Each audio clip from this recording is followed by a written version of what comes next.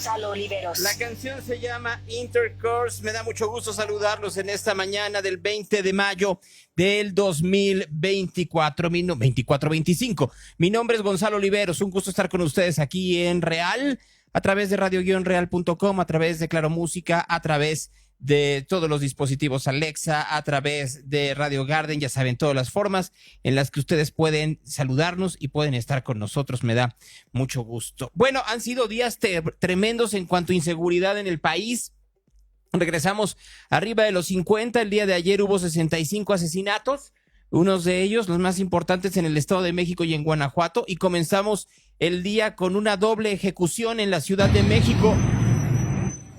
En la calzada de Tlalpan mataron a 2 personas a plena luz del día en la calzada de Tlalpan en la Ciudad de México. Pareciera un crimen ya normalizado de los que se dan en la ciudad, pero no lo fue que el secretario de Seguridad Ciudadana, Omar García Harfuch, en plena conferencia de prensa matutina, llegó con la presidenta Sheinbaum, interrumpiendo la conferencia, a darle cierta información y decirle que tenía que retirarse a ver qué era lo que estaba sucediendo. Esto, por supuesto, hizo que la presidenta tuviera que decir ciertas cosas al respecto. ¿Hay alguna información? Vimos que hace unos minutos el secretario de Seguridad... Sí, estamos confirmando una información y en unos 10, 15 minutos que se confirme, se las damos a todos. Ok, muchas gracias, presidenta. ¿Nos puede compartir cuáles fueron? Y claro que confirmaron la información y pues no es necesariamente la más halagüeña, al contrario, porque estamos hablando del asesinato de 2 funcionarios de primer nivel del gobierno de la Ciudad de México, del gobierno de Clara Brugada. Si eso está sucediendo en la ciudad más cuidada del país, ¿qué es lo que puede esperar cualquier otro ciudadano? Así, primero a través de una tarjeta informativa, así les llaman, a través de su cuenta de Twitter, Clara Brugada dio a conocer cierta información y esa misma información fue la que leyó la presidenta Sheinbaum en la conferencia. Con el secretario teníamos información, pero fue ya confirmada. La jefa de gobierno, Clara Brugada, acaba de emitir una tarjeta informativa. El gobierno de la Ciudad de México informa que lamentablemente perdieron la vida durante una agresión directa la secretaria particular de la jefa de gobierno, Jimena Guzmán, y José Muñoz, asesor de la jefa de gobierno, en la calzada de Tlalpan y la calle Napoleón, en la colonia moderna de la alcaldía Benito Juárez. Personal de la Secretaría de Seguridad Ciudadana y la Fiscalía General de Justicia, ambas de la Ciudad de México, con apoyo del Gobierno de México. Desde el primer momento, Omar giró instrucciones para que tengan todo el apoyo del Centro Nacional de Inteligencia, de la Subsecretaría de Inteligencia de la Secretaría, por supuesto de la Secretaría de la Defensa y Marina, todo el apoyo que requiera la jefa de gobierno para la investigación y llegar al fondo de esta situación, que no hay impunidad. Con apoyo del Gobierno de México, ya realizan las investigaciones correspondientes para determinar el móvil de la agresión. Además, se realiza el análisis de las cámaras de videovigilancia en la zona para identificar a los probables responsables que se sabe viajaban a bordo de una motocicleta, los agresores. No habrá impunidad, los responsables serán detenidos y deberán enfrentar la justicia. Desde el Gobierno de la Ciudad de México enviamos condolencias a sus familiares. Desde el Gobierno de México enviamos condolencias a sus familiares, todo el apoyo que requiera la jefa de gobierno. Vamos a llegar al fondo de esta situación y que haya justicia. Y nuestro apoyo incondicional a la jefa de gobierno y, por supuesto, nuestra solidaridad de apoyo a los familiares de estas 2 personas. Vienen trabajando en nuestro movimiento desde hace mucho tiempo. Los conocemos, nuestra solidaridad a sus familias, a Clara, y vamos a darle todo el apoyo que requiera por parte del Gobierno de México. No sabemos hasta ahora, no tenemos más información más que esta, y por supuesto vamos a estar dando la información. Miren ustedes nada más, entonces, Estamos hablando de que estaban en plena mañanera hablando de la manera en la cual está bajando los índices de delincuencia en el país y la narrativa les cambia radicalmente. Así es, Clara Brugada dio a conocer a través de su cuenta de Twitter esta tarjeta informativa en donde tuvo que informar del asesinato de su secretaria particular, Jimena Guzmán, y del asesor José Muñoz en la calzada de Tlalpan y Napoleón, en la colonia moderna de la alcaldía Benito Juárez, alcaldía que es gobernada por el PAN. Personal de la Secretaría de Seguridad Ciudadana, ahí hay un error de tipográfico, y la Fiscalía General de Justicia de la Ciudad de México, con apoyo del Gobierno de México, ya realizan las investigaciones correspondientes. Imagínense ustedes estar en una conferencia de prensa mañanera en donde tienen que hablar de lo bien que va la situación y que en lugar de tener que hablar de lo bien que va la situación, te caiga esto. Vamos a ver en qué anda. Un periodista de Fox News.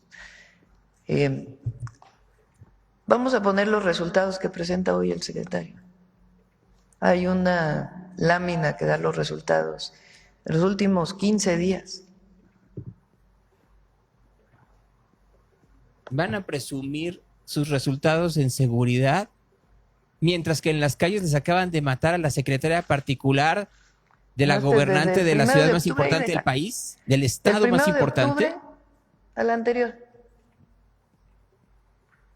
Del 1 de octubre de 2024 al 18 de mayo de 2025, el resultado del Gabinete de Seguridad del Gobierno de México, en coordinación con los estados de la República, ha incautado 10,962 armas de fuego,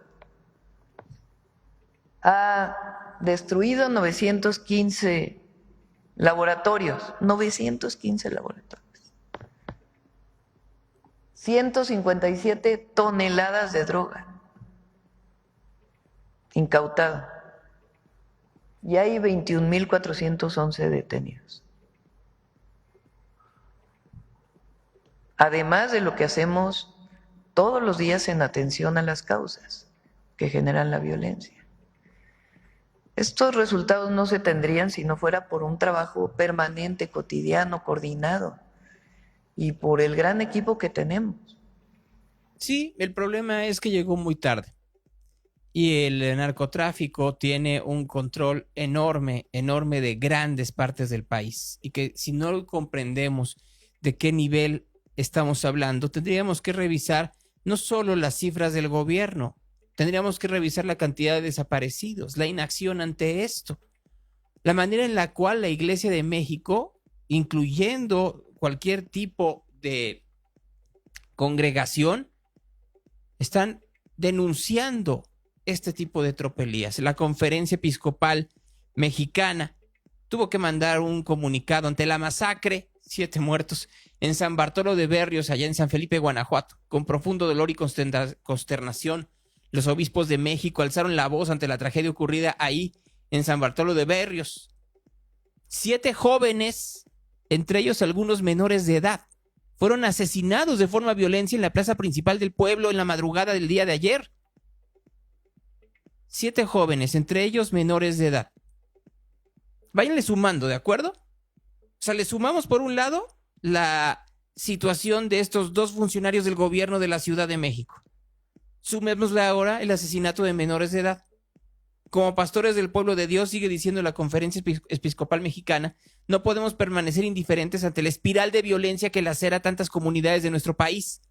Esta masacre, una más entre tantas que se repiten con dolorosa frecuencia, es un signo alarmante del debilitamiento del tejido social, la impunidad y la ausencia de paz en vastas regiones de nuestra nación. Piden a las autoridades de todos los niveles que asuman con responsabilidad y eficacia la tarea de garantizar la seguridad y justicia. Que la sociedad civil no caiga en la indiferencia ni en la desesperanza, dice la Conferencia del Episcopado Mexicano, y a las iglesias que sean testigos de esperanza, promotoras de reconciliación y artesanas de paz. Como iglesia, dice el SEM, reiteramos nuestro compromiso de seguir acompañando a las víctimas, de denunciar el pecado estructural de la violencia y de trabajar por una cultura de paz inspirada en el Evangelio, que vino a traernos vida y vida en abundancia. El día de ayer fue otra jornada de terror en Sinaloa, específicamente en Navolato. Escuchen.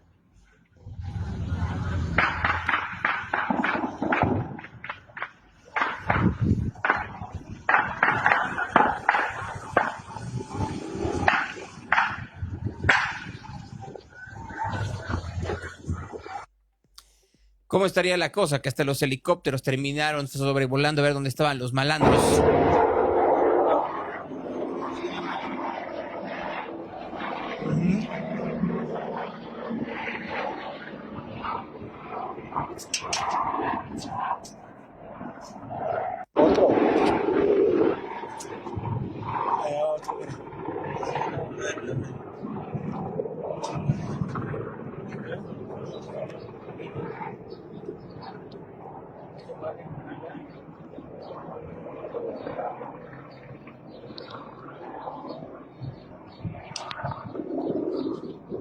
En Jalisco, el gobernador Pablo Lemus le pidió ayuda al gobierno federal para poder esclarecer el asesinato de Valeria Márquez. Y de pronto, el día de ayer, apareció un ramo de rosas, así como lo están escuchando ustedes, en el lugar en donde fue asesinada Valeria Márquez.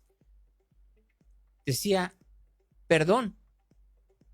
Ahí en su negocio, en Zapopan, además de las múltiples veladoras que ha dejado una parte de la comunidad, un ramo de rosas que dice, perdón. Ese es el país en donde vivimos, ¿de acuerdo? Ese es el verdadero país en donde estamos hoy en día, aunque digan que estamos bien. Octubre del 2024 al 18 de mayo del 2025, en los meses que van en la administración de la presidenta Claudia Sheinbaum. En este periodo han sido detenidas 21.411 personas por delitos de alto impacto.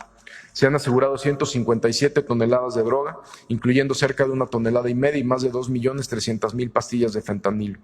Se han asegurado más de 11.000 armas de fuego y se han inhabilitado más de 915 laboratorios clandestinos y áreas de concentración para la elaboración de metanfetaminas a cargo de la Secretaría de la Defensa Nacional y de la Secretaría de Marina.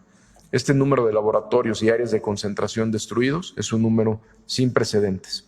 Esto representa una afectación económica de miles de millones de pesos para los grupos delictivos, los cuales ya no podrán utilizar para incrementar sus operaciones. Asimismo, tras la implementación de la Operación Frontera Norte, por instrucciones de la presidenta Claudia Sheinbaum desde el 5 de febrero, tenemos los siguientes resultados. Han sido detenidas más de 3.400 personas, se han asegurado casi 3.000 armas de fuego, 500,000 de cartuchos y más de 14,000 cargadores. Se han asegurado 32 toneladas de droga, incluyendo más de 1 millón de pastillas de fentanilo. Por ejemplo, en Baja California, el Gabinete de Seguridad y autoridades locales ejecutaron una orden de cateo donde se aseguraron 3 vehículos, 76 kilos de cocaína, 3 kilos y más de 23,000 pastillas de fentanilo.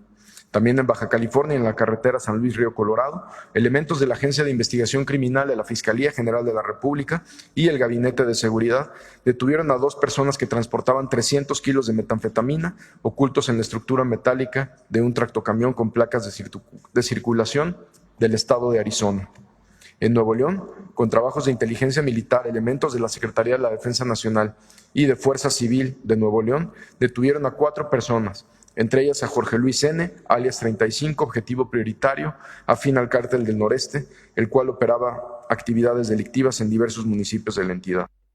Miren ustedes cómo todo parece que están trabajando para erradicar la inseguridad en el país, pero lo que termina por suceder es que los datos no machan, no encajan con la realidad. Si ustedes viven en México, ¿se sienten más seguros hoy de lo que se sentían hace 6 meses? Probablemente no, y los datos pueden tener una realidad.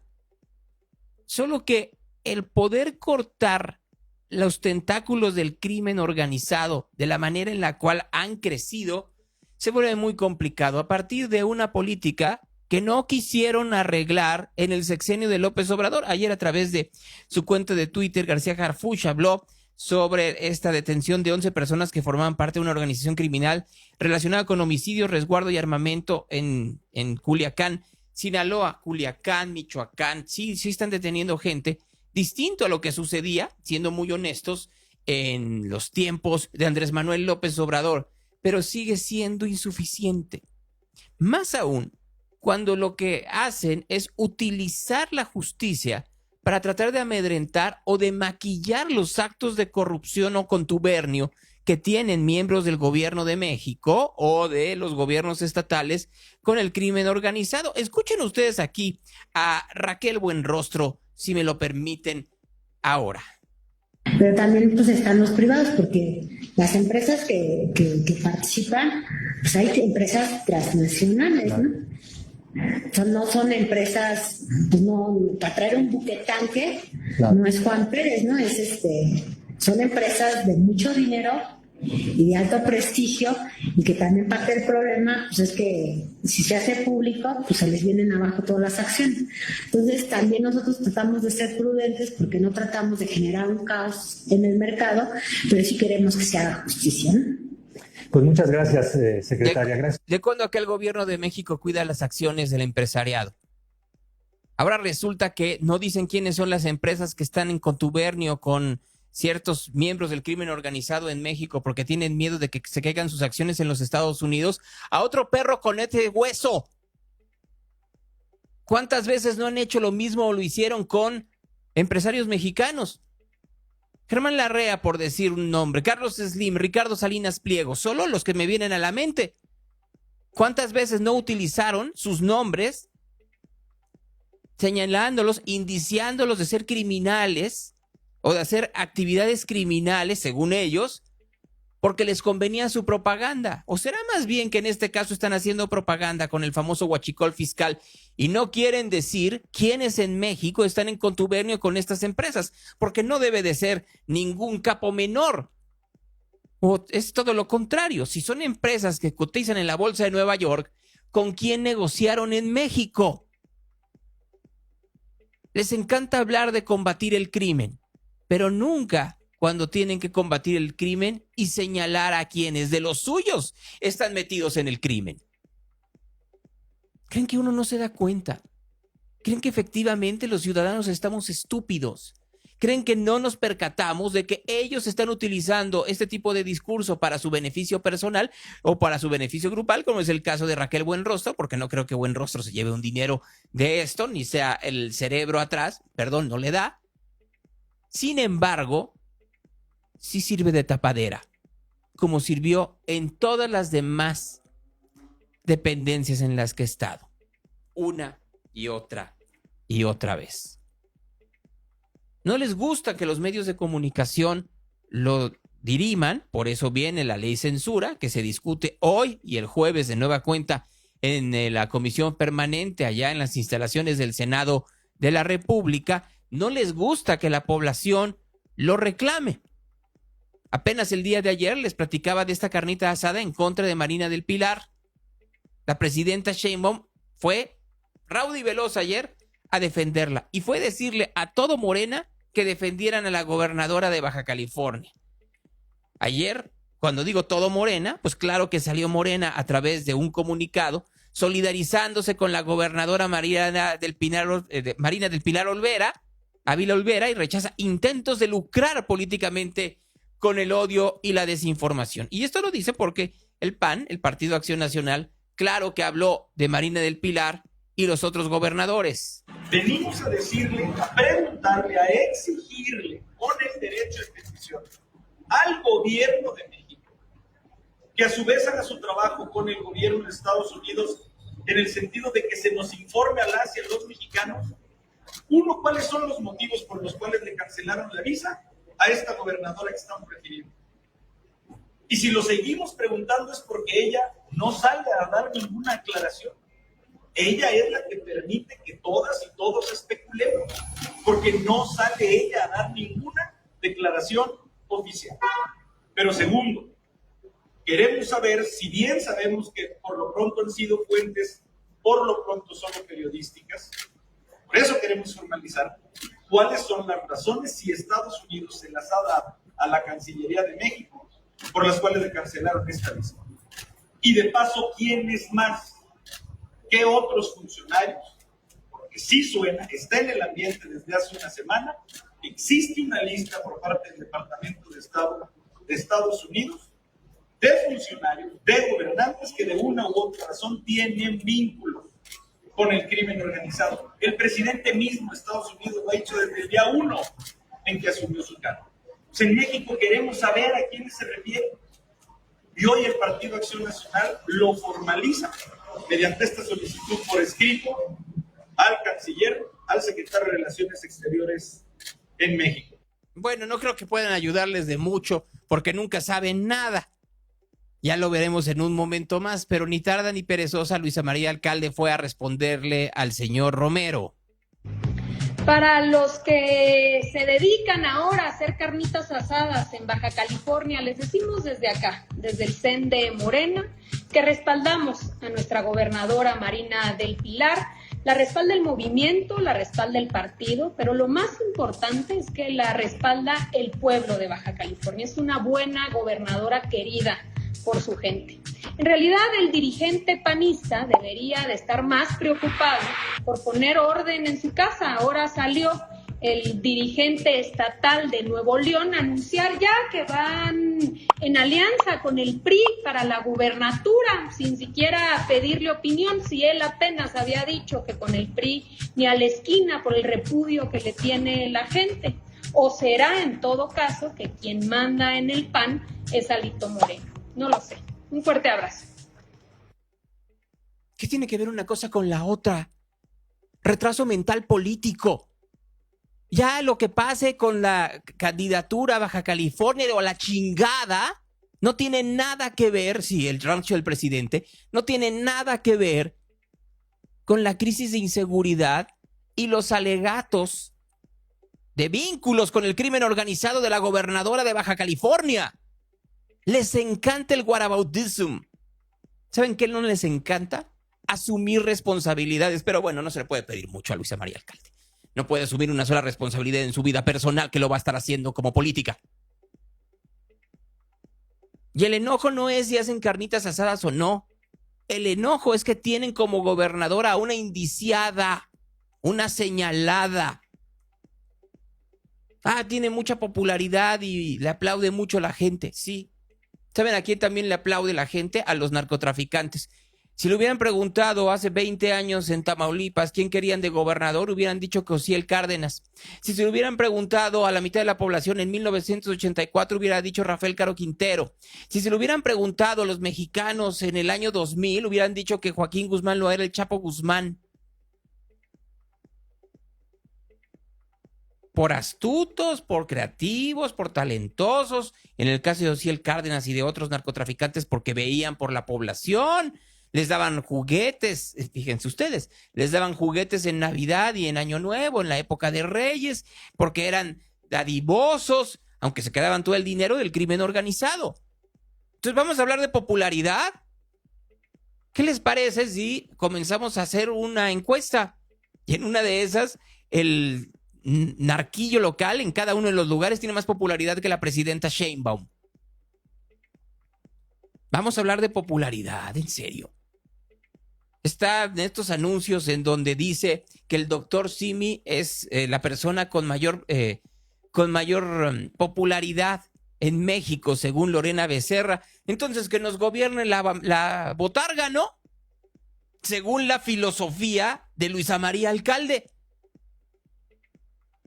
Porque si aquí de lo único que se trata es que es muy popular y muy querida Marina del Pilar, como también dice la presidenta Sheinbaum, entonces no importa si es una criminal o es un mediocre gobierno, o es un gobierno que de hecho tiene incrustado dentro de su organigrama a gente ligada al crimen organizado. Eso no importa.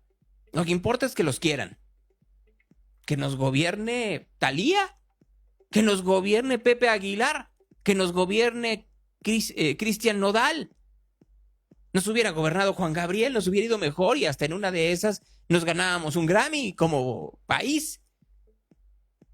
Sí, el gran problema que hay es que creen que todo está basado en la popularidad. Por eso en la elección judicial que viene, que ya se acerca peligrosamente para el 1 de junio, no importa ¿Qué tan buenos, qué tan malos, qué tan capaces, qué tan talentosos, qué tan ignorantes, qué tan perseguidos, qué tan compradas sus conciencias son los candidatos a jueces, ministros y magistrados? No, eso no importa. Lo que importa es qué tan populares son. No lo digo yo, lo dice la propia presidenta, iba a decir secretaria general, pero no, ese es Andrés Manuel López Beltrán. Aunque quien manda sea López Beltrán, no esta señora llamada Luisa María Alcalde. Solo importa la popularidad. Y mientras tanto, en la calle, las cosas cayéndose. ¿Cómo estará que la ciudad más segura del país por la cantidad de cámaras no lo presumían? Que era su gran mérito de Claudia Sheinbaum, la seguridad que tenía la Ciudad de México. Mataron a dos de los asesores más cercanos a Clara Brugada. Es como si hubieran matado, nomás para que se den una pequeña idea, ya que estamos en esas, si hace 2 años hubieran matado a Paulina Silva y a Pepe Merino. De ese tamaño estamos hablando. Eso sí, en la mañanera, pues leyeron la carta y a la otra cosa mariposa. Para que vean ustedes cómo lo que les importa es el maquillaje. El maquillaje. ¿Quién habrá matado a los colaboradores de Clara Brugada? En una de esas el crimen organizado que, por supuesto, opera en la ciudad. Mucho del crimen organizado que también operó a través de financiar el famoso Akamoto, este evento que se llevó a cabo en Acapulco, en donde 9 personas murieron. Fíjense, estamos en el lamento de estos muertos en Guanajuato, o el lamento de los cadetes que murieron en el accidente en Nueva York. La vida de estos 9 también vale lo mismo. Y murieron a partir de la inconsciencia de los que estaban en el Akamoto. Pero, pues dice la presidenta que se sigue haciendo, al fin y al cabo es bien bonito. Es un evento que se venía realizando ya, no es nuevo. Y vamos a hablar con la gobernadora y la presidenta municipal, porque en efecto, pues primero es muy peligroso para quien asiste. Hubo varios fallecidos por accidente de motocicleta. Entonces, pues tiene que regularse. Y después, en efecto, pues la basura y todo lo que generan. Entonces vamos a hablar, es una actividad que tiene el gobierno municipal y el gobierno del estado, y vamos a hablar con ellos para que si se vuelve a desarrollar, pues que haya mucho más medidas de orden en el puerto. Muchas más medidas de orden en el puerto, dice Claudia Sheinbaum. Así tal cual. Y ahora resulta que por eso mismo creemos que el gobierno de los Estados Unidos nos trata re bien. Ayer estuvo el embajador de los Estados Unidos en reunión con la presidenta Sheinbaum. Le presentó sus cartas credenciales. Ahí la presidenta con la banda presidencial, la carta credencial que manda Donald Trump y el embajador. Terminando le dijeron al embajador, váyase a su casa, no queremos saber nada de usted, si tiene cualquier asunto, atiéndalo con Juan Ramón de la Fuente, ¿de acuerdo? Y entonces el embajador dijo, claro, con todo gusto, pero quiero comunicarme con el público mexicano. Y lo hizo así. Querido pueblo de México, muchos saludos de Ron Johnson y mi esposa, Alina Johnson. Soy el embajador de los Estados Unidos y es un honor estar aquí en este país para representar a nuestro presidente Donald Trump y al pueblo estadounidense. Nací en un pueblo de Alabama y he dedicado mi vida a servir a mi país y a servir a la causa para la libertad del mundo. De mis padres aprendí la importancia de la familia, trabajar duro y el respeto de Dios y a otros. Los valores que compartimos con ustedes nos han guiado a mí y mi esposa Alina y a nuestros 4 hijos y nuestros nietos. Nuestra relación con ustedes, con México, es de gran importancia. No hay otra en el mundo que tenga mayor impacto en las vidas de nuestros pueblos. Somos más que socios, somos vecinos y amigos. Compartimos nuestra integración económica y lazos culturales. Estoy aquí para trabajar juntos con la presidenta Sheinbaum y su equipo. Temas de interés como la seguridad, la frontera y la migración. Las muchas llamadas entre nuestros presidentes reflejan la importancia de nuestra relación y prioridades compartidas. Ahora me gustaría presentarles a mi querida esposa, Alina. Ella me ha acompañado toda la vida y es un pilar en mis más de 40 años de servicio público. Estimada gente de México, estamos muy contentos de estar aquí y será un honor conocer a su bello país y apoyar a mi esposo en esta labor que significa tanto para millones de personas en México y en los Estados Unidos. La colaboración entre nuestros países va a mejorar las vidas de nuestros pueblos. Me siento optimista que trabajar juntos por el bienestar, la seguridad y la prosperidad de nuestras naciones. Espero conocer aún más de su país, de su cultura y muchos de ustedes. Saludos al pueblo mexicano.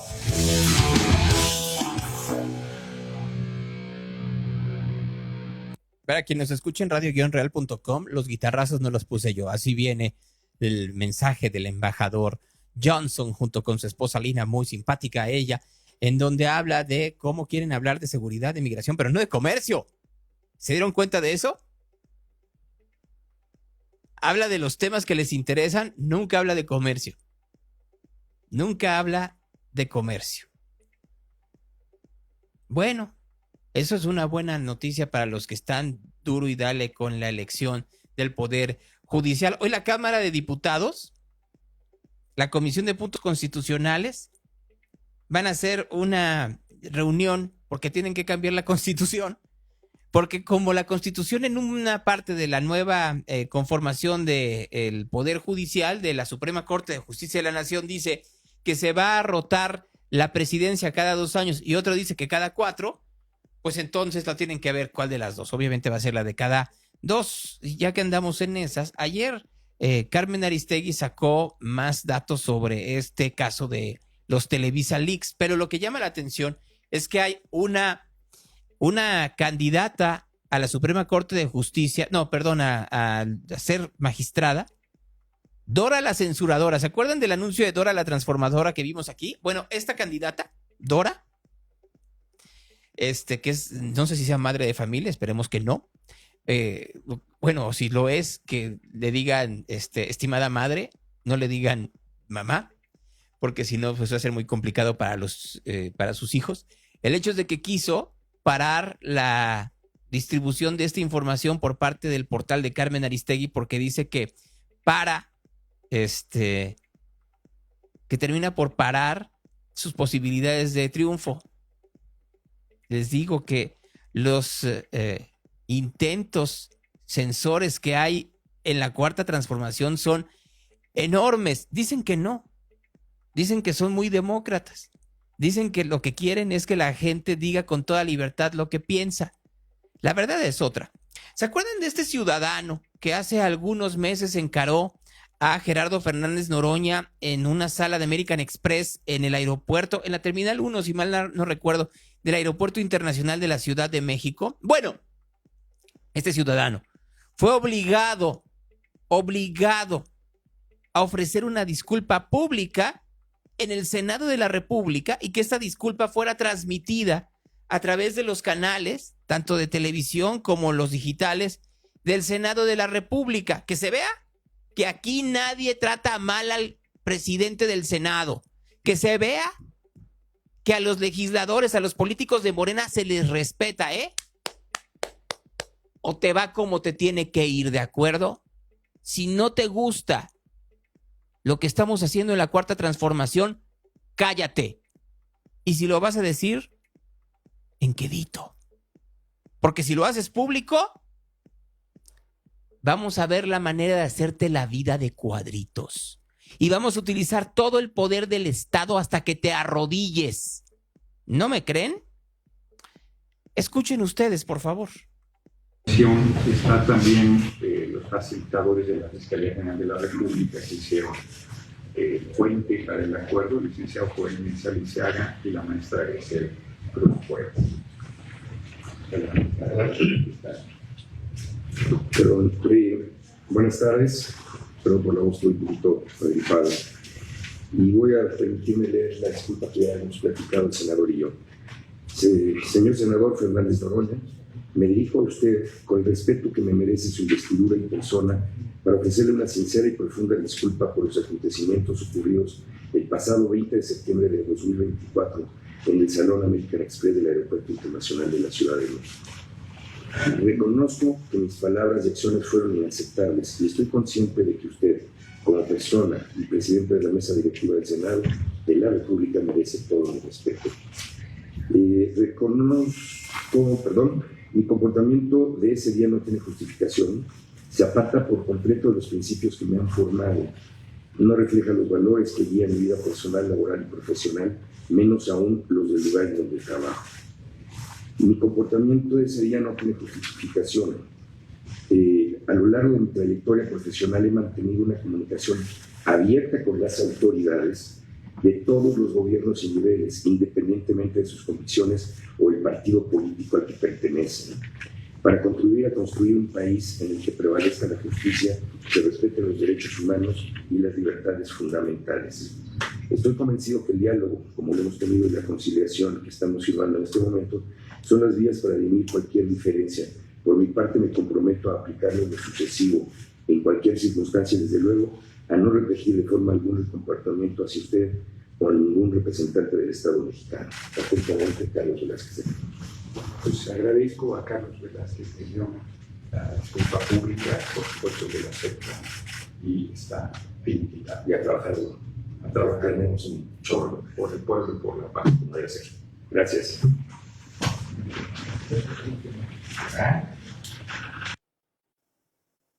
Y bien,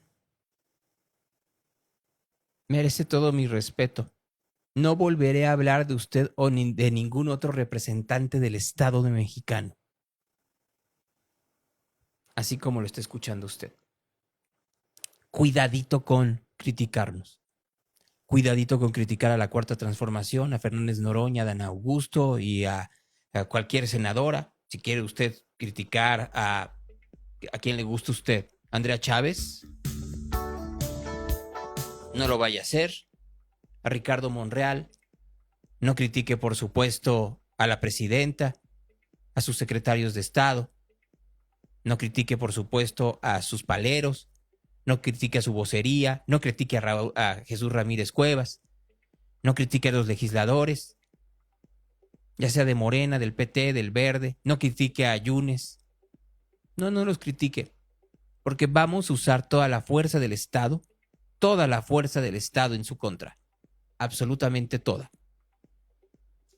Vamos a utilizar todo lo que esté a nuestro alcance para humillarlo, para que se arrodille, para que esté bajo nuestro control, a nuestra merced. No importa lo que se haga para adelante.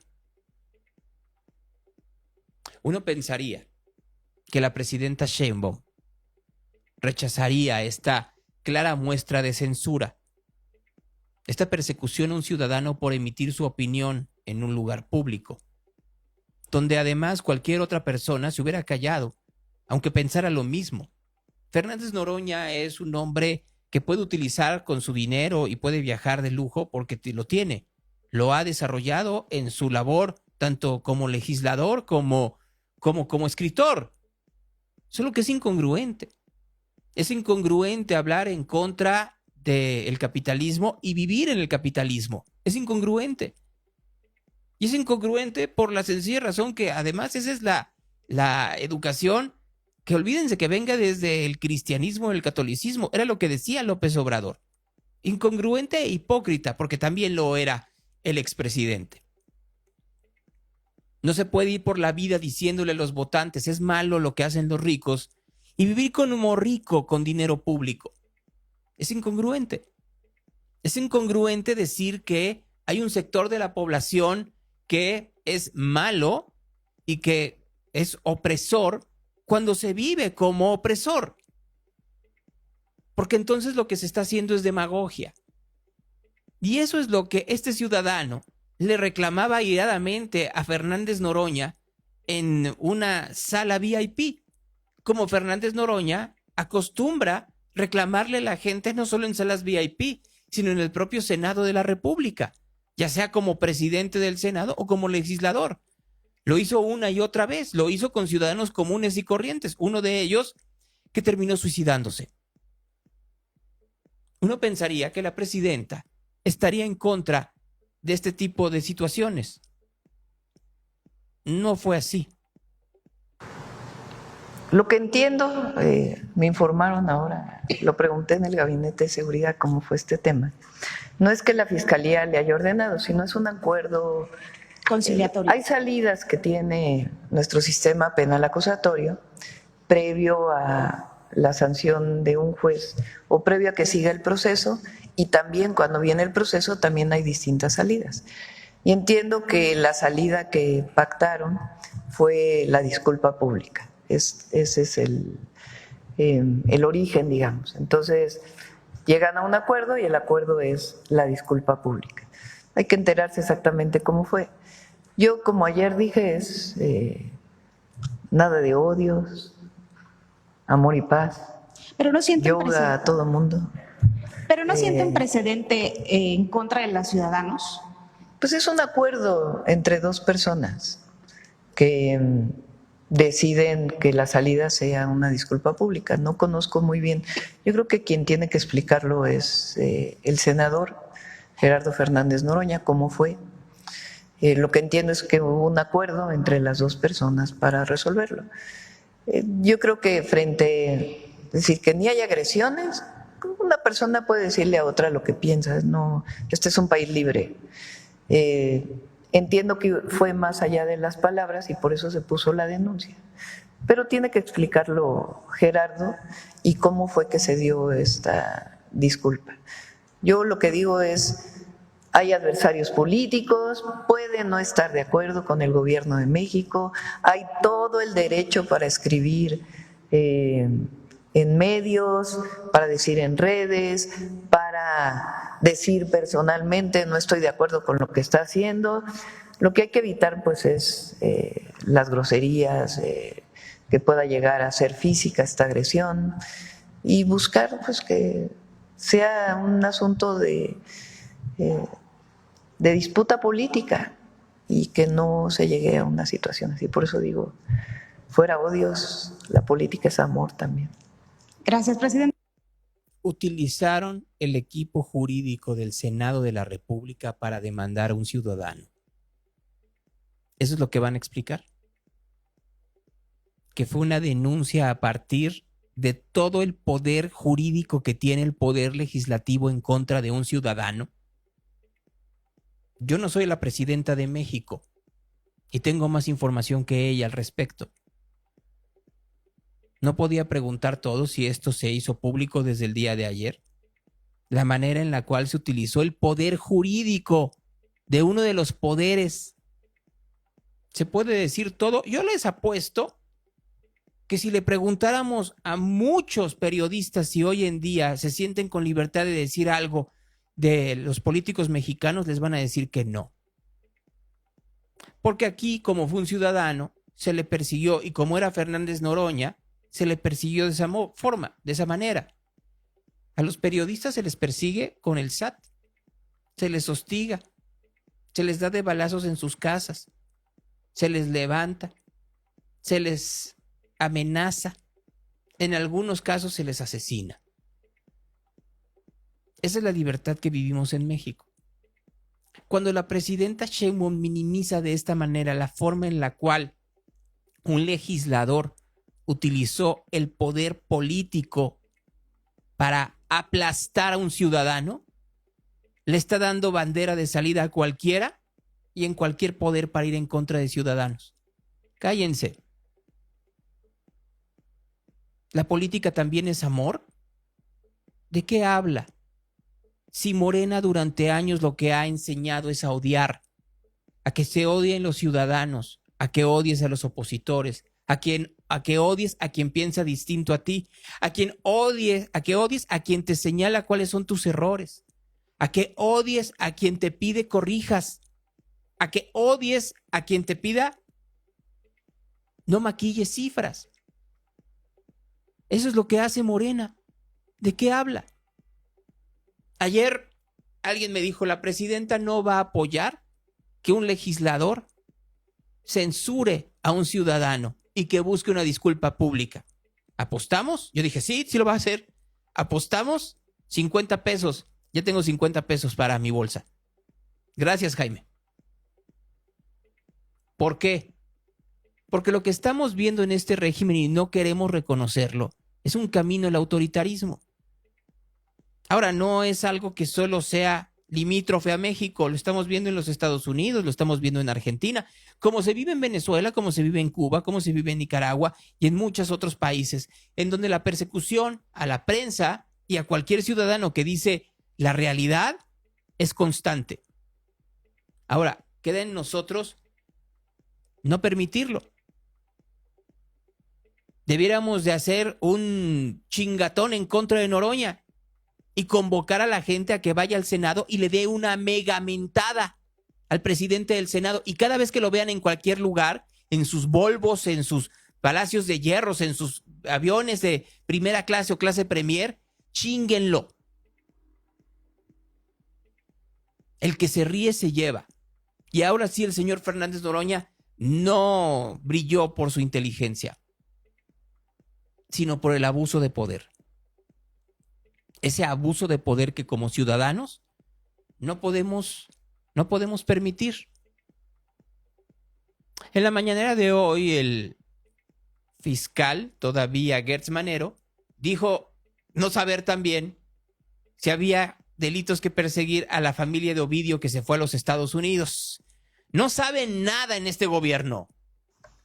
Sobre ese particular, creo que es muy importante recordar que hay 4 miembros de esa familia procesados en los Estados Unidos, el padre y 3 hijos. Y que uno de los factores de violencia más importantes en esa zona en México es otro miembro de esa familia. Sobre ese particular, cuando nosotros intentamos la judicialización de lo que ocurrió allá en Culiacán, un juez federal nos impuso la obligación de que a través de las autoridades norteamericanas se ratificara lo que nosotros habíamos hecho. No estamos de acuerdo y lo hicimos público, hicimos la solicitud y en respuesta a lo que usted me está preguntando, sigo esperando la respuesta. Respecto a esta entrega de 17 familiares de Ovidio Guzmán López, ¿le ha informado algo el gobierno de los Estados Unidos a la Fiscalía General? Déjeme decirle, primero, coloquialmente, y así se conoce, el hecho de cuando alguien se entrega a una autoridad es porque existe un procedimiento. Dentro de nuestro país, esas personas no tienen ningún procedimiento y por lo tanto esa figura de entrega para México no es así. Tampoco sabemos que haya ningún procedimiento legal en contra de ellos en los Estados Unidos. Simplemente actuaron con libertad, cruzaron la frontera y tuvieron un encuentro con autoridades federales norteamericanas que tienen que vincularse con todo lo que le acabo de decir a usted. Ok, muchas gracias por la precisión, fiscal. Nada más una... Les digo que no saben nada, pero no saben nada no porque solo sean ignorantes, es porque obviamente no le quiere decir nada el gobierno de los Estados Unidos a los gobernantes mexicanos, porque al final del día siempre terminan cuidándose unos a otros. ¿No me creen? Escuchen ustedes a la alcaldesa de Mexicali hablando de Marina del Pilar. Marina del Pilar es una mujer que ustedes la conocen al igual que yo, que trabaja, que ha hecho, que le mete todo el entusiasmo, pero tiene un problema. Y ese amor no conoce de fronteras ni de visas. Es inteligente, es guapa, es trabajadora, es mujer. Y eso, a veces, esa conjugación de cualidades, compañero, puede ser motivo precisamente para ocasionar. Ahora resulta que de no la quieren porque es guapa. La persigue el gobierno, le quitaron la visa porque es guapa, salió bonita en su foto de la visa. Y entonces por eso le dijeron que no. Increíble. Están mandando un comité de legisladores mexicanos, turismo legislativo en pocas palabras, para que vayan a negociar en los Estados Unidos que no pongan un impuesto a las remesas. Ahí va Roberto Velasco, pero también va Ignacio Mier. Da pena que tenga que ir junto a Andrea Chávez y que no sepan bien a bien que ya no van a poder hacer nada, pero entonces Ignacio Mier da aquí su mejor cara al lado de Andrea Chávez, al lado de Ifigenia, al lado de Alejandro Murat. Están muy puestos todos. Nadie les ha dicho que el gobierno de los Estados Unidos ya decidió y que ya no va a haber mucho más que poder hacer. ¿Qué les puedo decir yo? Está muy complicada la situación para México, pero pues ellos dicen que tienen muy buena relación. A ver si esa buena relación funciona también para las investigaciones del accidente del buque. Thank you. Based on preliminary navigational data, I can provide the following timeline for the vessel's movements in New York. The vessel arrived on May 13th around noon and docked portside 2 at Pier 17. The vessel remained there for about 3 days, and at 8:20 p.m. on May 17th, with the assistance of a tugboat, began backing away from Pier 17. The intent was to sail south down the East River and head for sea. Preliminary weather report at this time was dusk conditions, westerly winds about 10 knots, and the current was about 0.3 knots towards the bridge. Upon departing the pier, the vessel's astern motion and speed increased up to 6 knots. And at 20:24 or 8:24 p.m., a VHF radio broadcast was sounded requesting assistance from other tugboats in the area of the Brooklyn Bridge. That was followed by 2 other requests for assistance.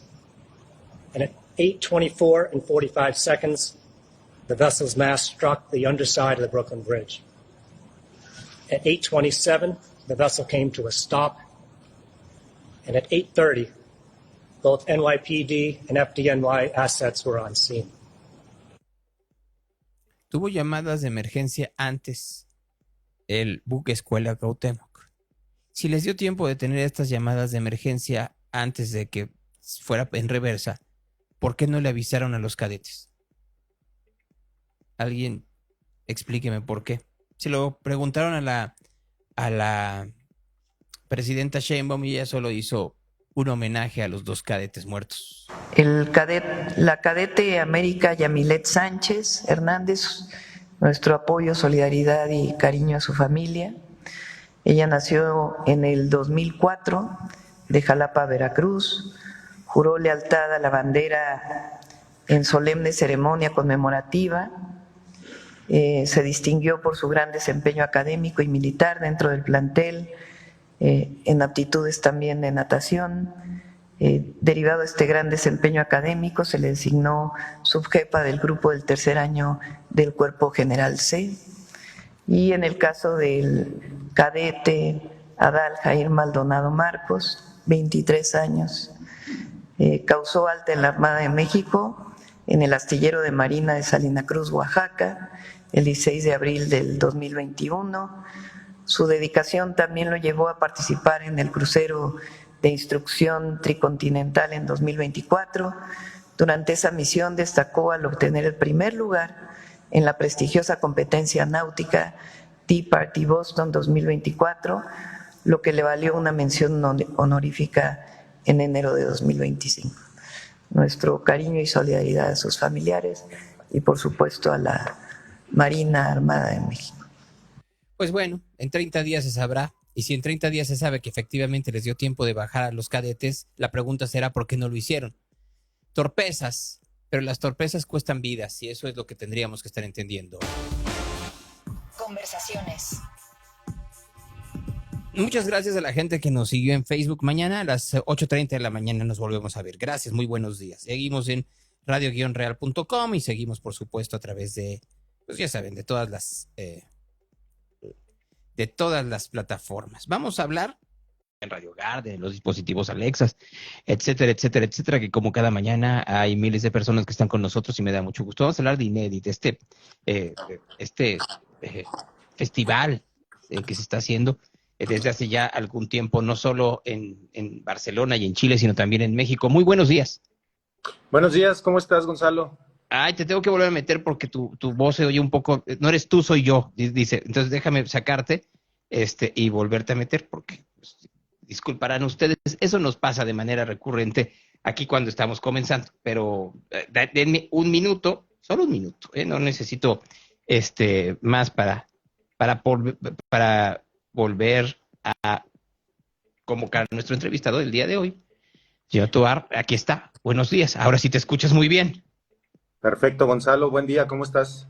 Pues me da mucho gusto verte. Hace mucho que no nos veíamos. Sí, hace tiempo que no nos veíamos y pues muchas gracias por la invitación para platicarte sobre el Festival de Cine, específicamente la sección de documental musical.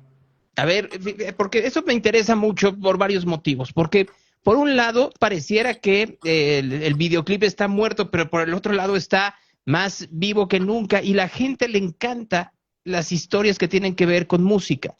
No solo porque la música se vuelve ya parte fundamental de nuestra vida cotidiana, sino porque son historias de triunfo en momentos muy complicados, ¿no?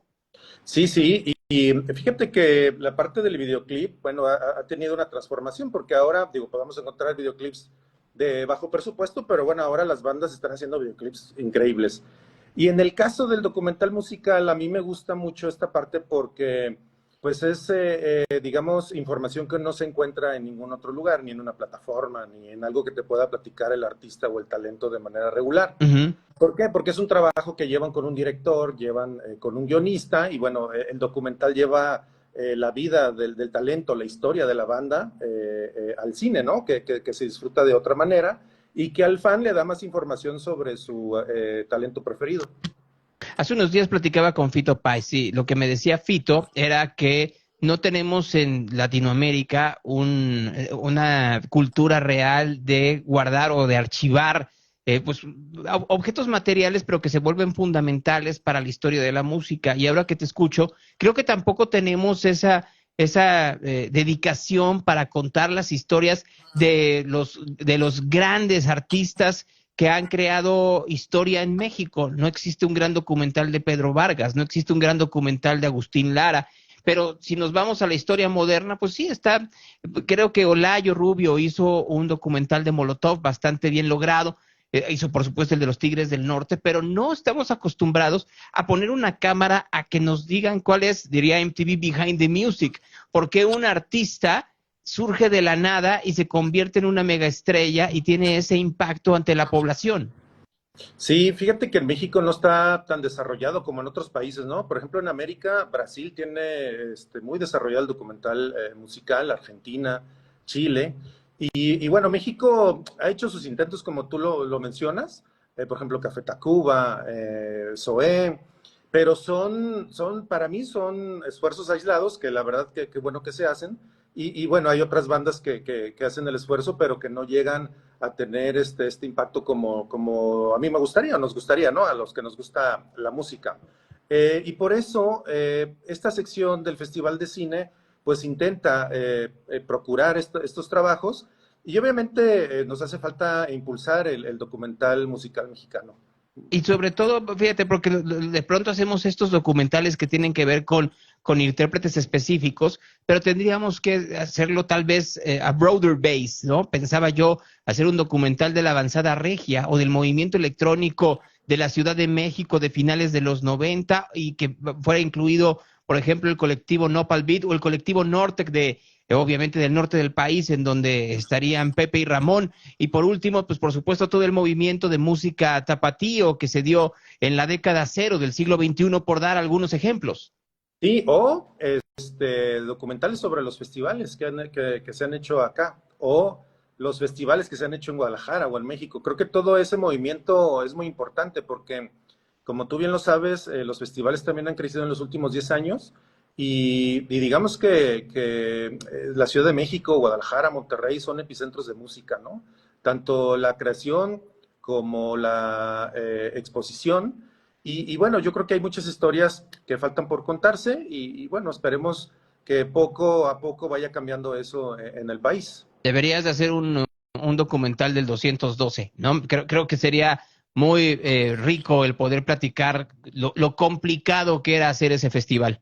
Muy complicado, lo recuerdo bastante bien, pero era muy exitoso, ¿no? A mí me tocó ir a varios y la verdad es que la pasábamos muy bien, o sea, ir con toda la libertad a la calle y pasártela bien y escuchar. Yo recuerdo mucho cuando fui a ver a Kinky, la verdad es que me la pasé muy bien. Y fíjate, ahí podríamos hablar de lo complicado que fue tener a Kinky, ¿no? Porque, fíjense, no es el tema de esta entrevista, pero yo creo que son de las cosas que luego uno piensa que nada más uno llega, negocia con las bandas y se acabó, sin ver todas las tensiones que hay atrás a partir de los posibles boicots que haya, cómo tienes que negociar con los managements, cómo tiene que ser la parte económica, en fin, que se vuelve un logro el poder poner a una banda a la mitad de una calle que termine siendo apoteósico cuando el vocalista de la banda le dice a una señora que está en un edificio viendo lo cual quiere que le cante. O sea, sí tiene estas partes en donde se convierte en una historia muy cinematográfica y eso es lo que vamos a ver en el festival. Sí, la señora del edificio azul, lo recuerdo bastante bien. Así es. Oye, pues si estás de acuerdo, te platico cuáles son los documentales que vamos a tener. Y bueno, es la sección, son de Cine Inédit, que hacemos esta colaboración, como lo mencionabas, con este festival especializado en documental que tiene 22 años en Barcelona. Y la primera es la historia de The N-Word, esta dupla sudafricana, que es un poco su música rave, su música es rap, pero ellos pues obviamente explican cómo nació. Pero toda la narración es por parte de su hija, ¿no? Su hija que se llama 16. Entonces ya te imaginarás, toda esta narración es como la música, es decir, tienen sus momentos de calma y luego tienen sus momentos de explosión, pero además es una explosión visual, ¿no? A mí la verdad este documental me gusta muchísimo por todo el corte, por toda la historia y por todo lo que se ve. A mí me encanta mucho. Y también tenemos Queer as Punk, que es dirigido por Yiwen Chen, que este es un documental que habla sobre un grupo queer, que habla sobre su transformación, que habla sobre las limitantes en Malasia, sobre la democracia, sobre sus derechos, ¿no? La importancia de ser vistos. Pero además, pues bueno, ellos se abren el camino de manera muy independiente, muy underground, pero ellos, la verdad es que la música a ellos les ayuda, la música a ellos les transforma. La verdad es que son personas que se les nota la emoción de la actividad que hacen compartiendo la música. Y la verdad es que se desahogan a través de este documental y que la verdad es que es un documento muy, muy interesante para que lo podamos ver. Ahora, el comité de selección Son de Cine Inédit, la verdad es que hizo un gran trabajo porque lo principal para nosotros es la diversidad de géneros y la diversidad de temas. Es decir, The N-Word poco tiene que ver con Queer as Punk, como también poco tiene que ver con Una canción para mi tierra, que es un documental hecho en Argentina, que es sobre un maestro rural de música que se da cuenta que las escuelas que están cerca de los sembradíos pues están siendo contaminados por todos los fertilizantes que vierten a las cosechas, y los niños le empiezan a decir que están preocupados, ¿no? Porque su papá se enfermó, su tío se enfermó, su hermano, y él transmite toda esa preocupación en una canción y hace que todas las escuelas se unan en una canción y al final terminan en un tipo Woodstock ambiental, ¿no? Que es como ellos lo califican, cantando con un par de talentos argentinos, y la verdad es que es muy emotivo ver a los niños expresarse a través de la música, y el maestro, cabe decirlo, pues es muy rockero, entonces les enseña The Beatles, Rolling Stones, entonces la verdad es que está muy bonito este documental. Ahora nos vamos... Perdón que te interrumpa, es que yo sí veo una línea de conductual y sí veo una transgresión en cada uno de los pasos, o sea, que ninguno de las expresiones que me estás diciendo artísticas es algo normal, no es lo que se masifica, sino que tiene que ir rompiendo barreras para que la gente se concientice que sí tendría que estar dentro de nuestra propia normalización cotidiana de lo que convivimos y con lo que vivimos. Sí, claro, y además no solo es sobre la música, sino con lo que tú estás diciendo, ¿no? La realidad del el contexto social, el contexto económico, y que pues eso también me parece muy inteligente de los directores, ¿no? Que puedan hacer esa mezcla. Otra parte que a mí me parece muy interesante en un documental musical es cómo utilizan la música para hacer la narrativa. No es el caso de lo que vamos a señalar en esta edición, pero cuando el año pasado se programó Mogwai, pues la película fue en relación a Mogwai, ¿no? A su música, que empieza de manera muy, muy bajita y termina de manera muy estruendosa. Y su documental es tal cual. Y eso a mí también se me hace muy inteligente en las películas. Y un poco tiene que ver también con lo que te voy a decir, que es un documental que se llama La Salsa Vive, el director Juan Carvajal, y que, bueno, su principal protagonista es Rubén Blades. Y, bueno, ellos platican cómo la salsa fue una explosión en Nueva York. Sinceramente, a mí me gusta la salsa, pero yo no sabía que Nueva York había sido un epicentro de la salsa, ¿no? Ahí es en donde surgió a partir de el exilio cubano y la manera en la que modernizaron el son para convertirlo en un ritmo bailable que domina el mundo. Sí, y a su vez, pues platican en Cali, Colombia, cómo también hay esa repercusión en la salsa. Y la verdad es que es muy interesante porque hablan sobre la mezcla, cómo nació, cuál fue la motivación. Y la verdad es que también ver a Rubén Blades hablando de esto, pues le da mucha pasión, ¿no? En Brasil, la verdad es que Brasil fue muy difícil porque recibimos muchos documentales brasileños y, bueno, escogimos uno que se llama O Menino de Olo de Agua, que es sobre Hermeto Pascual. Y él experimenta mucho con todo, con el agua, con cascos de vidrio vacíos, con instrumentos comunes y con las voces. Entonces, el documental tiene que ver con eso, o sea, cómo él lleva toda la experimentación, pero además el documental tiene toda experimentación visual. Mientras él está platicando cómo se le ocurrió hacer determinado sonido, pues estás viendo una gama de colores muy, muy, muy interesante. Y la verdad es que para él todo es música. Entonces, la verdad es que es un documental bastante interesante, sobre todo para las personas que les gusta experimentar con la música. Y por último, tenemos a la joya, Bat Gyal, que seguro la conoces, que es una artista catalana que tuvo su disco debut en el 2004 y que este documental tiene que ver con todo su lanzamiento. Y cómo es una figura del género urbano, que es una figura que va creciendo. Y de hecho hasta lo escribí, hay una frase que ella dice: yo era una joyita con mucha tierra y mucho por pulir, una joya que siempre va a seguir puliéndose y tallándose, y a la que siempre se le va a poder sacar más brillo. Entonces ella está muy orgullosa de lo que hace, pero también tiene los pies sobre la tierra, ¿no? El documental muestra pues toda esta vorágine comercial a la que se enfrentó, pero cómo ella lo tomó de la mejor manera para poder seguir adelante con su carrera. ¿Qué días y en qué lugar se va a llevar a cabo la proyección de estos documentales? Mira, la programación es del 6 al 14 de junio durante el festival. Usualmente los documentales de música están en las funciones al aire libre, que presentamos en las plazas públicas de Guadalajara, Zapopan y Tlaquepaque, y obviamente en las salas de cine, que es en la Cineteca de la Universidad de Guadalajara. Mira, yo lo único que te puedo decir es que hay muchas cosas que se pueden cuestionar a la Universidad de Guadalajara, y de eso hablaré en un momento más. Lo que no se puede cuestionar nunca es su enorme cuidado y su procuración, su preocupación por la difusión cultural. La manera en la cual no importa lo que cueste, y no me refiero económicamente, sino el esfuerzo, sino la negociación, sino la manera en traer aquello que esté en boga y que la gente tiene que consumir, que la gente tiene que devorar culturalmente hablando, ya sea, como lo hemos visto muchas veces en la Feria del Libro o en la parte de la música con FIMPRO, pero también en este muy exitoso Festival de Cine, en donde se ve cómo, pero que se ponga la atención y se ponga en foco en donde vaya a transformar la vida de la gente que tenga oportunidad de verlo. Sí, muchas gracias, Gonzalo. Y son 40 años de un festival que se convierte en el más longevo del país. Un festival que fue ideado por la Universidad de Guadalajara. Sin la Universidad de Guadalajara no existiría este festival. Y la verdad es que la consecución de todos los rectores y de todas las personas involucradas, pues siempre han estado preocupadas por este evento, ¿no? Que no ha sido fácil porque el cine es una manera de crear público, y que este público a veces no, ahora con tanta maneras de comunicarnos con los jóvenes, de repente no llegamos, ¿no? Pero este es un esfuerzo que vale la pena y que esperamos que los jóvenes pues atiendan al festival, porque este es un festival para todo el público, es un festival que cualquiera puede llegar, sea profesional o no.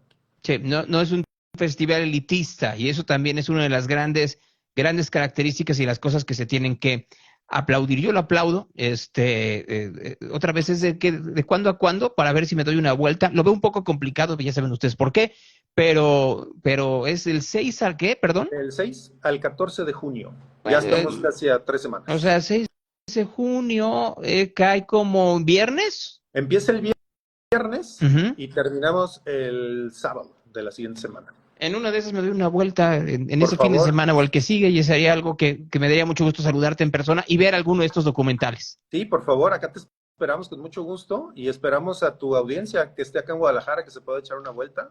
Que es lo más importante. Sí, hay muchas cosas que hacer, ¿no? No solamente tenemos la sección de música, tenemos ficción, tenemos documental, tenemos cine de género, masterclasses, invitados especiales, ¿no? La verdad es que está muy interesante. Pues me dará mucho gusto que vaya mucha gente y que sea de nueva cuenta un gran éxito este festival de cine allá en Guadalajara. Te mando un gran abrazo. Abrazo, Gonzalo. Muchas gracias por tu tiempo en tu programa.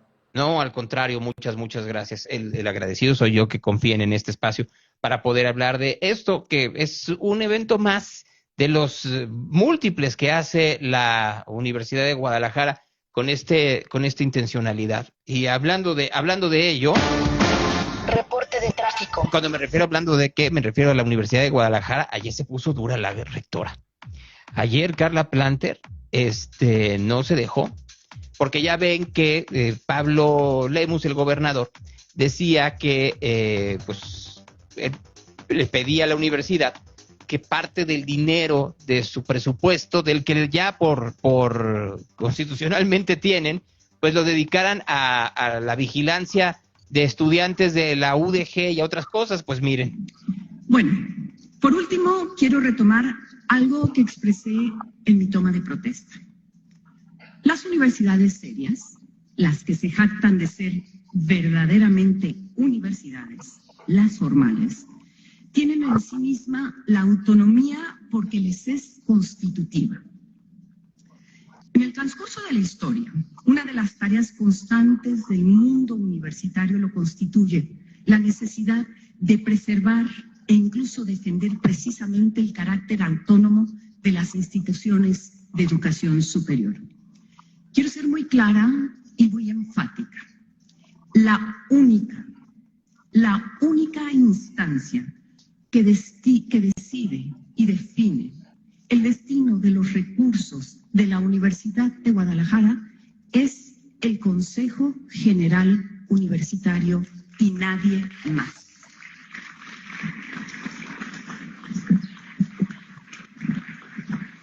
Esta comunidad, cuando digo esta, me refiero a los más de 360,000 personas que la integran, siempre ha defendido su autonomía. Y tengan todos por seguro, sin duda alguna, que lo seguiremos haciendo cuantas veces sea necesario. Por eso, en mi carácter de rectora general de la Universidad de Guadalajara y a nombre de toda la comunidad, pedimos y exigimos respeto a la autonomía universitaria.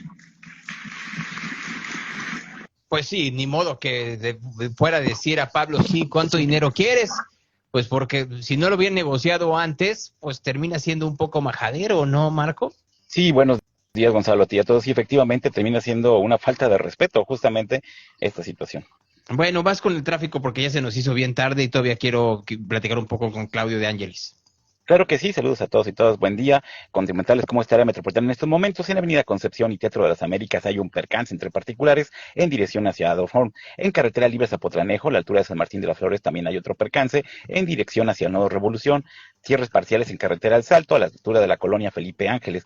Además, hay otro percance en Pedro Parra Centeno, ahí cerca de las vías, en la zona de Tlajomulco. En Juan Gil Preciado y carretera Tezistán hay un percance. Y también recordarles a todos de los cierres que aún predominan o que aún existen en Camino Real a Colima.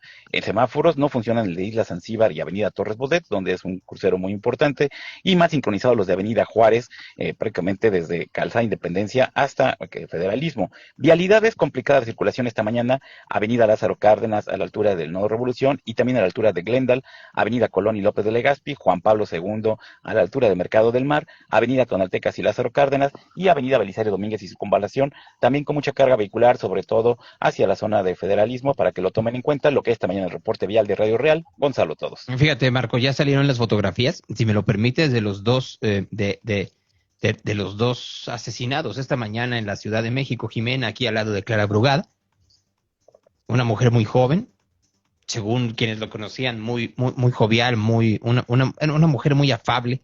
Y aquí Juan, también otra de las personas, de los dos asesinados en la alcaldía Benito Juárez en Tlalpan.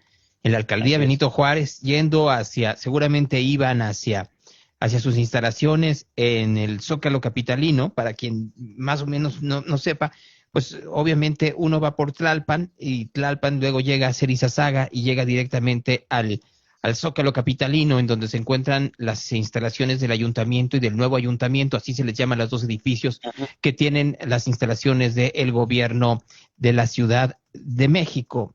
Habrá que ver qué es lo que sucede en horas próximas al respecto, Marco. Así es, lamentable lo que está pasando, Gonzalo, y pues ver que deparan las investigaciones de este doble asesinato de la particular y del asistente. Gracias, Marco. Un abrazo para ti, para todos. Cuídate, cuídense todos. Y otra cosa pasa por aquí, nos vemos mañana. Hasta entonces. Ahí está Marco Vinicio esta mañana con nosotros aquí en Real. Conversaciones. Y ahora, así muy rápidamente, es martes, es día de la hora del cómo sí, y ya debe de estar entrando en este preciso instante, Claudio, para ver en dónde está, o si estás en tu casa. Ahora sí, Gonzalo, ya estamos aquí. Pues que me da mucho gusto. Ayer, perdón el chisme, ayer estuviste en el Pal Real. Ayer estuvimos en Pal Real. ¿Te acuerdas que estuvimos platicando hace 15 días con Vero Delgadillo y todo su equipo de trabajo? En los United estabas y ahora ya estás en el Pal Real. Así es, así es. A ver, Fabián es de los chefs que está promoviendo justamente que hagamos algo en temas gastronómicos, y ya se está bajando el nombre, es Sabernos Tapatíos, porque al final tenemos que saber por qué somos tapatíos, por qué comemos lo que comemos, por qué los virotes, por qué la crema, por qué la sal de grano, por qué la coachala, la tatemada, por qué existen todas estas cosas aquí en Guadalajara. Mira, yo estoy convencido de que, a ver, voy a decir varias cosas que a mucha gente le va a caer muy mal. Yo viajo por el país y ustedes lo saben.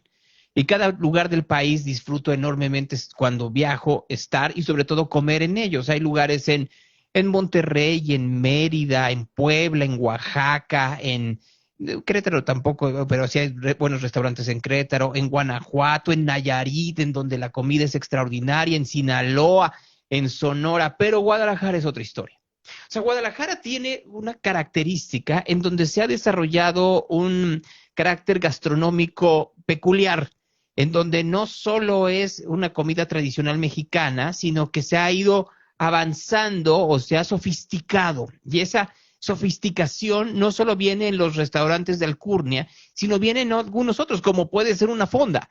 Y eso tendríamos que ponerle mucho el reflector en México.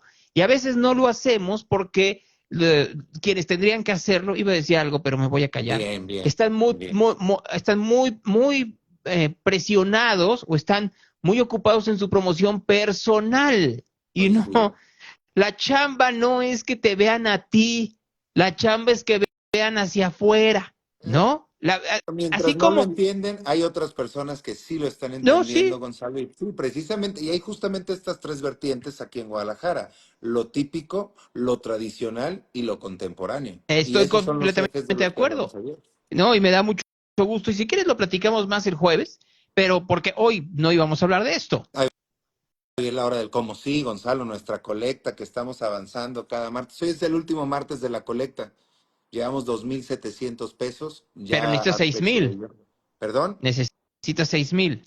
Mira, que ya con 4,000, que es lo que tenemos, ya hacemos algo digno, ya podemos entregar algo, porque acuérdate que los proveedores a donde vamos a comprar las cosas son en las bodegas de abastos, entonces si alcanza a rendir, hacemos el corte hasta el viernes, hoy los que se quieran sumar, el mínimo son 30 pesos, les recordamos que estamos haciendo una colecta para comprar despensa para llevar a una casa hogar, este es nuestro tercer martes que damos difusión, van 8 personas que se suman, yo ya incluido en esto, 2,700 pesos más 1,000 que teníamos en la pasada, son 3,700 y ya con eso. Yo nada más con esto sí me queda claro, como todas las colectas, como veo tanto en mi perfil, en el de Buen Diente, en el de Claudio, tanto en Facebook como en Instagram, cómo la gente se queja mucho, pero cuando tú pones opciones y das soluciones, la gente no reacciona. Preferimos reaccionar más a las quejas que a las soluciones. Esa es la sociedad que somos, ese es el país que somos. Entonces a mí a veces sí me queda como un poquito...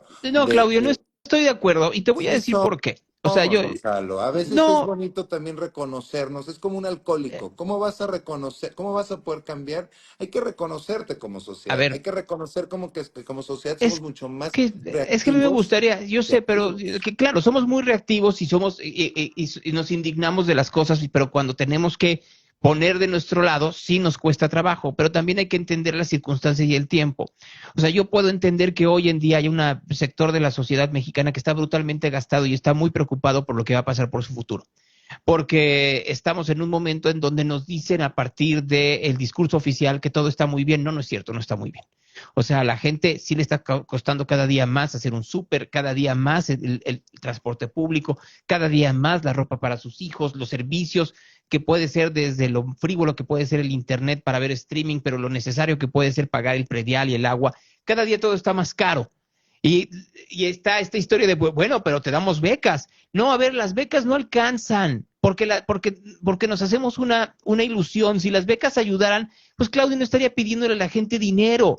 Si las becas alcanzaran para que la gente pudiera tener una buena educación, un buen sistema de salud, para tener un buen sistema de escala social, no estaríamos haciendo esta sección. Sería totalmente inútil, pero como no alcanzan y muchas son desviadas, por eso Claudio se indigna también al no llegar al dinero, pero es un círculo vicioso. Yo puedo entender a la gente y lo único que tenemos que hacer es, uno, sí, dar una zarandeada, pero sobre todo, después de ser empáticos, pedir que la gente sea todavía más empática con ellos que hoy en día, pues más allá de la beca, no tienen estas preocupaciones porque las vienen arrastrando desde hace años y no van a poder salir de esas preocupaciones si no somos nosotros, no el gobierno, quien ayude con una parte de dinero. Y yo puedo comprender que de pronto se oigan 4,000 y diga la gente, bueno, no, es que yo no tengo 4,000 porque además tenemos esta historia que tenemos que ayudar y pensamos en ayudar con grandes cantidades. No, si la gente que nos está viendo ahorita, estos 144 pusieran 10 pesos, los que nos están viendo en Instagram, 10 pesos. 30 pesos, que es el mínimo. No, bueno, 30 pesos es el ponle mínimo. 30. Yo te hubiera dicho, bueno, está bien, con 30 ya llegaste a lo que necesitas. El ejercicio que tú dijiste desde la primera colecta, que creo que es lo más práctico, es decir, ve qué vas a sacrificar tú de tu mes para poderlo donar a otro. Así como dicen que la frase de Molotov que hace rato estaban diciendo, si le das más poder al poder, más duro te van a venir a coger. Sí, pero también dice otra frase muy bonita, el pueblo unido jamás será vencido. Y eso sí es real. Claro. Entonces, si no aprendemos realmente a unirnos, porque luego empiezan, no, y eso me pasa a mí en mi entorno. O sea, es como, ay, sí, seguramente Claudio esto lo usa para apoyar a los niños de casas hogares. Pues ven, te invito. Ay, sí, seguramente esto lo hace por buena persona. Pues yo nunca he dicho eso, yo nada más digo que lo estamos haciendo. O sea, siempre hay personas que quieren hacer dudar a otras para que no se sumen, o siempre hay alguien más que te va a tirar mierda, porque sí somos como los cangrejos, o sea, sí somos esa sociedad que cuando ves que alguien está haciendo algo bueno, ve a tirarle mierda para que no logre su cometido. Sí somos. Mira, Claudia, ahorita que estábamos hablando de los documentales, si hiciéramos el documental del 2/12, yo creo que muchos de ustedes entenderían lo doloroso que es no hacer ese festival. Porque fundamentalmente se hacía con amor, no con dinero. Nunca tuvimos dinero, lo he dicho una y otra vez. Y lo hacíamos pese a las enormes presiones, no del gobierno, y me estoy refiriendo al gobierno panista, gobierno priista, gobierno de Movimiento Ciudadano. Ellos ni se metían. Presiones corporativas y no de imagen.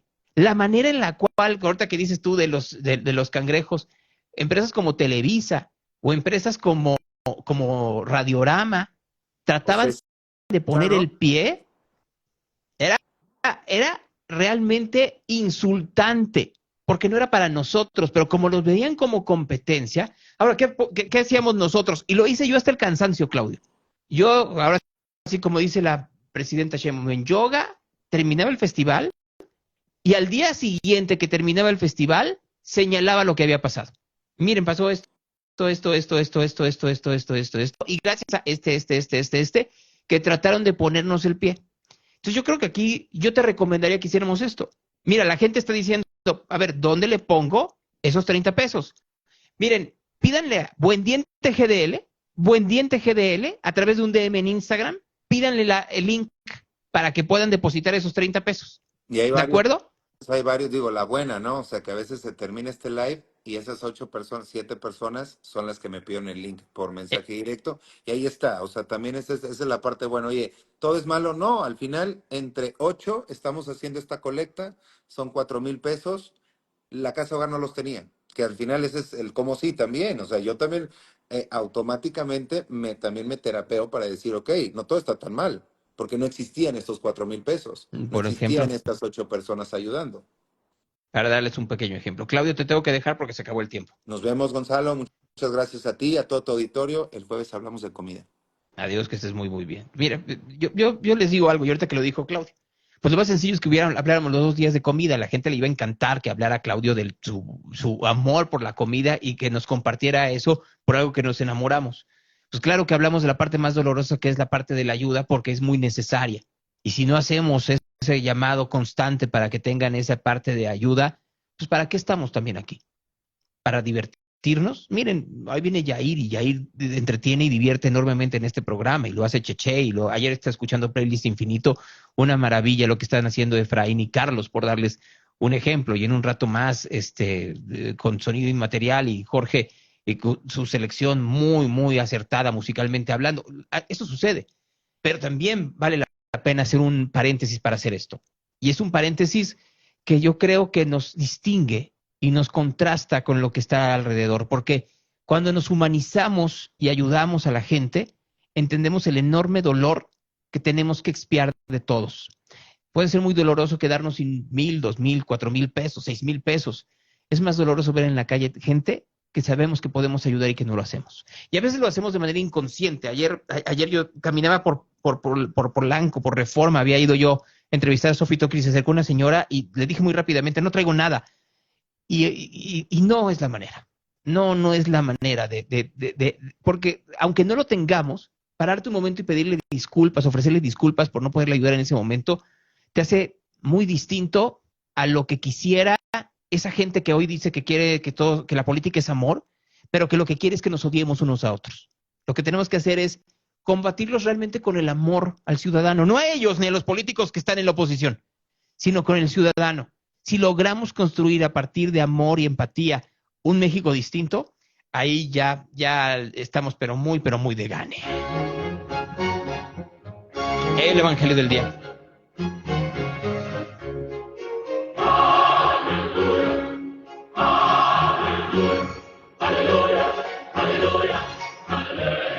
En aquel tiempo Jesús habló así a sus discípulos: os dejo la paz, mi paz os doy.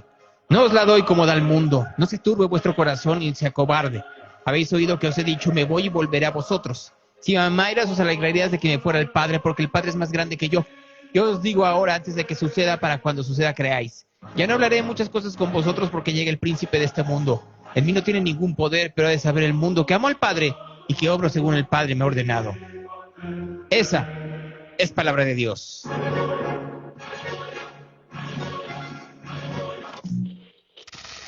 Real Radio, the station of the cat. El link, mándale un DM a Buen Diente GDL. Buen Diente GDL. Esta mañana hay 422,000 personas sin agua en el área metropolitana de Guadalajara, una ciudad que vive enormes conflictos, pero les puedo asegurar que por lo menos al momento no le mataron a la secretaria particular ni al asistente a Verónica Delgadillo, como sí sucedió esta mañana con Clara Brugada. Terrible manera de comenzar en la Ciudad de México. Mañana a las 8:30, buenos días. Thank you.